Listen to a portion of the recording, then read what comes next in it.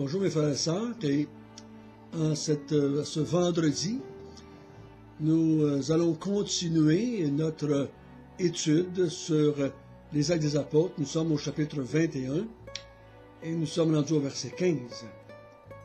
Et nous sommes dans cette partie du voyage de Paul où est-ce qu'il se rend vers Jérusalem. Il sait que c'est ces dernières fois qu'il passe par les différents petits groupes, différentes églises qu'il a établies, que d'autres ont établies, et il leur dit que c'est la dernière fois qu'il voit leur visage.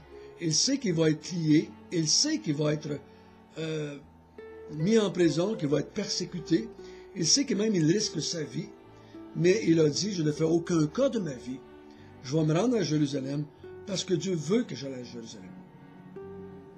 Je fais confiance à Dieu. Si c'est ça qu'il veut amener dans ma vie, c'est correct. Donc, nous allons voir qu'est-ce qui se passe, parce que ce matin, il va arriver à Jérusalem. Nous allons voir de quoi est-ce que l'Esprit parlait par les prophètes comme Agabus. Et qu'est-ce qui va se passer et pourquoi ça va se passer. Donc, si vous voulez bien, nous allons commencer par un mot de prière. Notre Père du ciel, merci que tu nous as encore dirigés ce matin vers ta parole, cette parole qui est notre pain quotidien pour notre âme, pour notre esprit. Non pas qu'elle nous donne la vie, mais parce que nous l'avons déjà, mais cette parole nous éclaire sur le genre de vie que nous avons, quels sont les effets de cette vie dans notre vie de tous les jours, et quel est le but de cette nouvelle vie que nous avons reçue de toi. Donc, guide-nous pendant ces quelques versets ce matin que nous allons lire afin de pouvoir mieux te connaître et mieux te glorifier. Amen. Lisons ensemble, si vous voulez bien, le verset 15.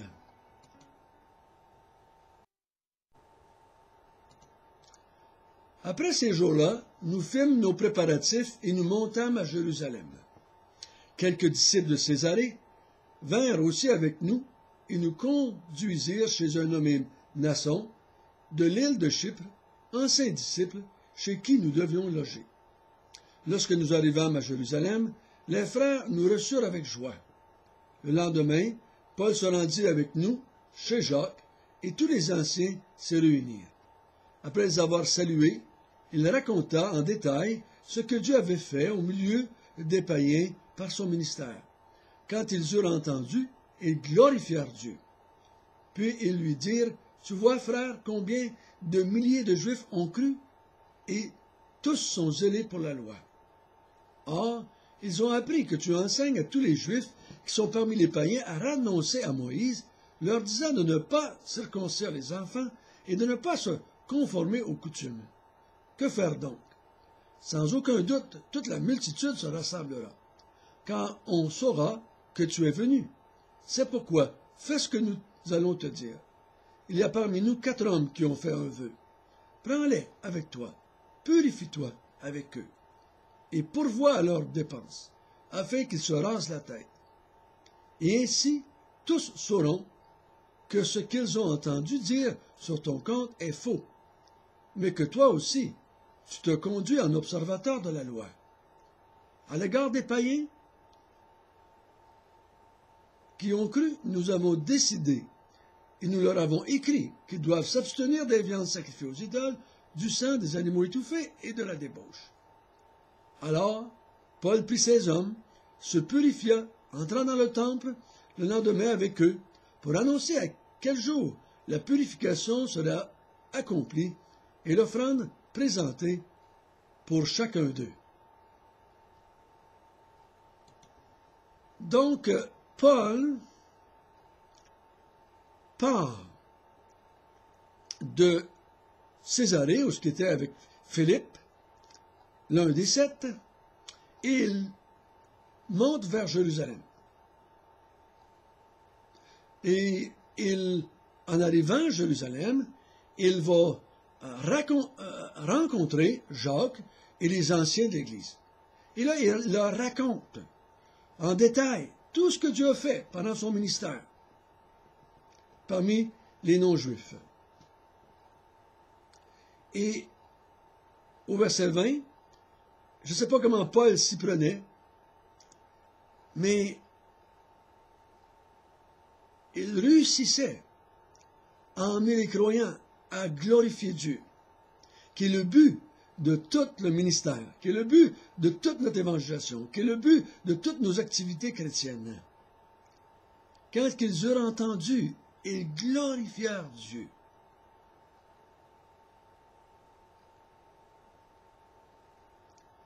Et c'était de bonne mise. Les Jacques et les anciens leur dirent, nous aussi ça va bien ici, à Jérusalem. Tu vois, frère, combien de milliers de Juifs se sont convertis. Ils sont tous zélés pour la loi. Mais une chose, ils ont entendu dire que toi, tu disais de ne pas observer la loi, de ne pas circoncire les enfants, de ne pas suivre les traditions, les coutumes des Juifs. Et ils ont entendu dire ça. Et ils vont savoir que tu es ici. Et ça va causer des problèmes. Alors, ce que tu vas faire, c'est que tu vas prendre ces 4 hommes-là qui sont ici avec toi, qui ont fait un vœu, et tu vas aller au temple avec eux, et que tu vas t'occuper de la cérémonie, tu vas payer pour leurs dépenses, et tu vas démontrer ainsi que toi aussi, tu es un observateur de la loi. Et on voit Paul le faire. Ça vous rappelle probablement les passages dans les Épîtres où ce que Paul dit, avec les circoncis, je me suis conduit avec des circoncis. Il dit, avec ceux qui étaient sous la loi, je me suis conduit comme étant sous la loi. Paul ici est conscient que les chrétiens qui sont juifs sont troublés par le fait qu'ils ont entendu, ils croient que c'est vrai, que Paul dit de ne plus observer la loi aux Juifs, qui enseigne partout, à tous les Juifs qu'il rencontre, un peu partout, parmi les païens, de ne plus observer la loi. Est-ce que c'était vrai? Non, c'était faux. Mais il se battait pour dire aux Juifs, qui étaient parmi les païens, que les païens, eux, n'avaient pas besoin d'observer la loi pour être sauvés. C'est pour ça qu'il va dire, il dit que ceux qui sont circoncis restent circoncis, que ceux qui sont incirconcis restent incirconcis. Car la circoncision et l'incirconcision n'est rien pour être sauvé. Ça, il l'avait dit. Ça, il se battait avec ça. Il s'est battu à différentes reprises. Il est même descendu d'Antioche, une fois avec Barnabas et d'autres chrétiens d'Antioche. Il est allé voir les apôtres, vous vous souvenez? Et c'est à ce moment-là qu'ils avaient décidé ce qu'on vient de lire au verset 25. Les païens, on est d'accord qu'ils n'ont pas besoin d'observer la loi. On leur demande seulement de s'abstenir des idoles, du sang, des animaux étouffés et de la débauche. Donc, il leur demande de s'abstenir de ce qui se passait dans les temples d'idoles. Et la raison, c'était afin de ne pas être une pierre d'achoppement pour les Juifs qui vivaient dans ces communautés-là. Donc, ce que nous voyons en arrivant, Paul veut complaire aux Juifs, veut démontrer aux Juifs que lui-même était encore observateur de la loi quand c'était nécessaire, qui n'était pas contre le fait que les chrétiens juifs observent encore de la loi. Et on a vu lui-même à quelques reprises qu'il veut descendre à Jérusalem pour les fêtes, qu'il a fait un vœu lui aussi, qu'il s'est fait raser les cheveux lui aussi à Chancré. Donc lui aussi était encore un observateur de la loi. Rappelons-nous que les Juifs sont en transition. L'Église juive ne sait pas encore complètement où tirer la ligne.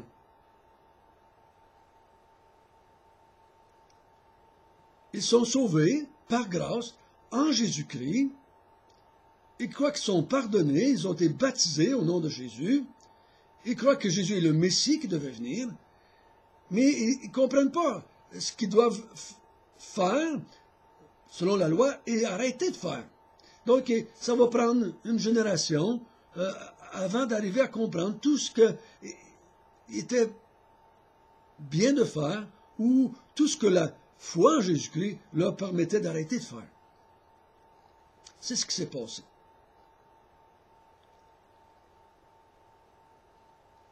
Donc, voyons ce qui arrive maintenant. Je crois que tout le monde avait une bonne intention, là.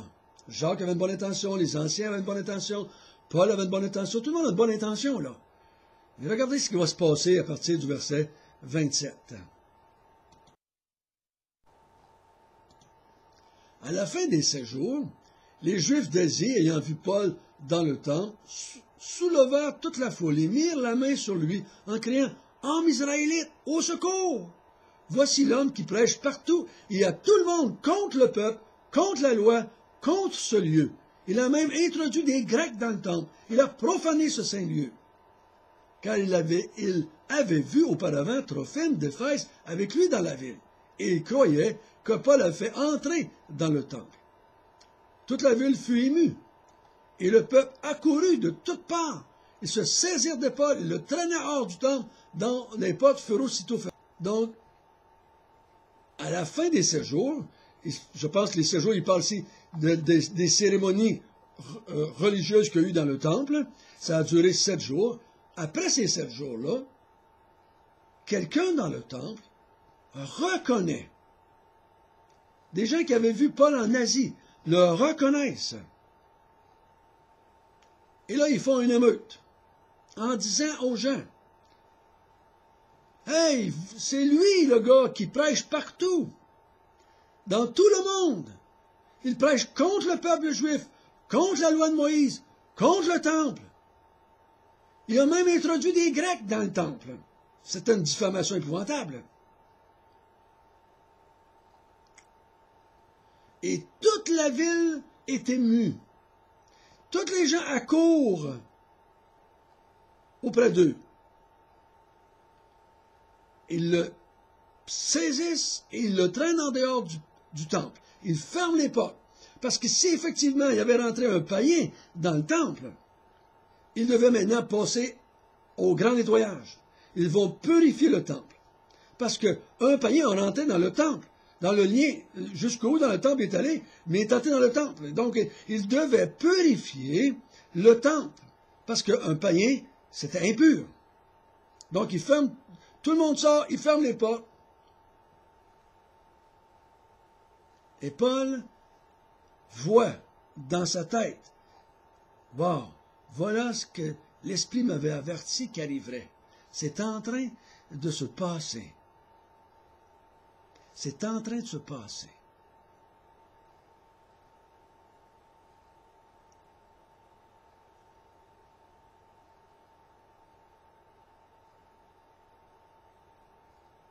Mais nous allons continuer pour voir la suite et ensuite on va tirer quelques leçons. Lisons à partir du verset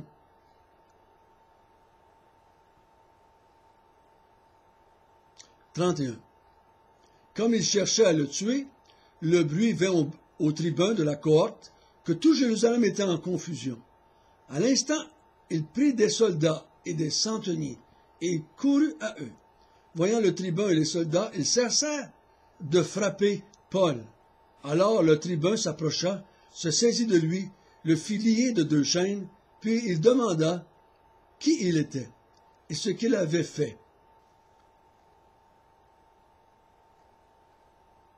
Mais dans la foule, les uns criaient d'une manière, les autres d'une autre. Ne pouvant donc rien apprendre de certains à cause du tumulte, il ordonna de le mener dans la forteresse.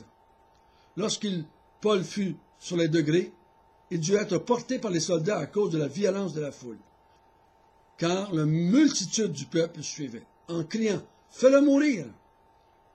Au moment d'être introduit dans la forteresse, Paul dit au tribun « M'est-il permis de dire quelque chose ?» Le tribun répondit « Tu sais le grec?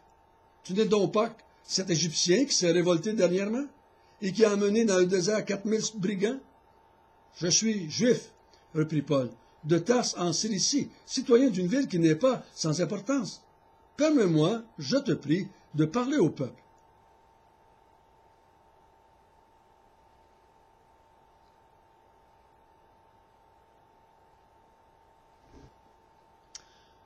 Donc, le tumulte est tellement fort, il y a tellement de brouhaha dans toute la ville, que la police, le tribun et ses soldats vont vers le tumulte, vont descendre, ils vont aller voir qu'est-ce qui se passe.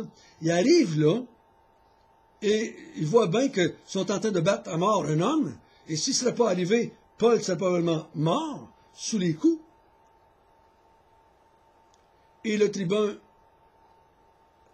prend Paul, il le fait lier de chaînes, et essaie de savoir qu'est-ce qui se passe, mais c'est tellement le brouhaha total qu'il ne sait pas. Donc, il le prend avec ses soldats, puis il l'amène vers la prison, vers la forteresse. Et le tumulte est tellement fort qu'ils sont obligés de le porter.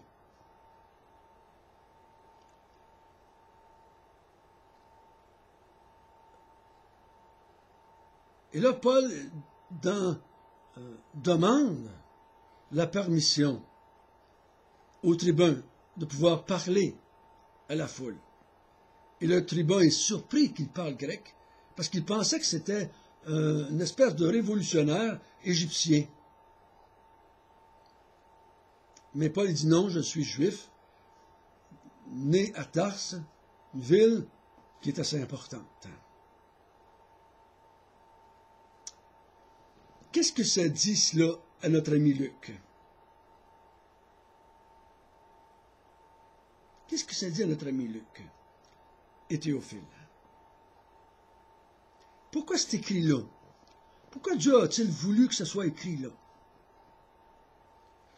Encore une fois, je crois que le but, c'est de démontrer que les chrétiens ne sont pas des faiseurs de troubles, ils ne font pas, ils ne sont pas anarchiques, ils ne sont pas contre l'Empire romain. Tout ce qu'ils veulent, c'est tranquillement prêcher leur foi autour d'eux. Mais ils démontrent encore une fois que les Juifs, eux autres, sont anti-chrétiens. Ils soulèvent les peuples, les villes contre les chrétiens. Deuxièmement, ce que ça fait, Théophile devait se dire, comment ça il savait tout ça? Ce qui se passe, ce n'est pas juste humain, là. Il y a du divin. Comment aurait-il pu savoir? Ça fait des semaines, des mois qu'on dit à Paul, que Paul sait, je m'en vais à Jérusalem. Je vais être lié de chaînes. On va me persécuter, on va me faire du mal, on va me mettre en prison. Comment savait-il tout cela? Ça venait de Dieu, ça venait du Saint-Esprit, qui savait,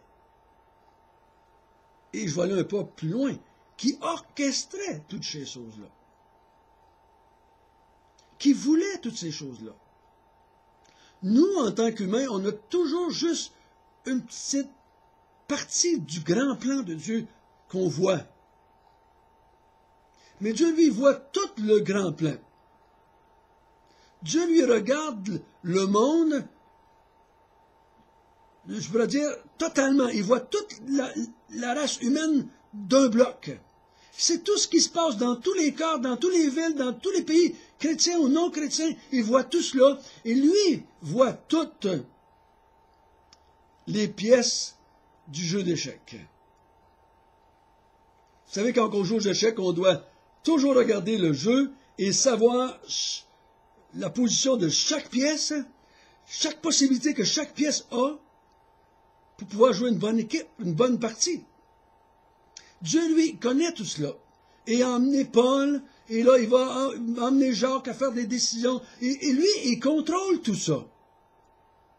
Il emmène le tribun, et là, il va faire des choses. On va voir dans les chapitres qui vont venir, il va emmener Paul à Rome, finalement. C'est ce qu'il veut. Dieu est au contrôle, frère et sœur, est au contrôle de vos vies, comme il est au contrôle de ma vie, comme il est au contrôle de la vie de tous les croyants et de tous les incroyants. Le monde est un grand jeu d'échecs pour Dieu.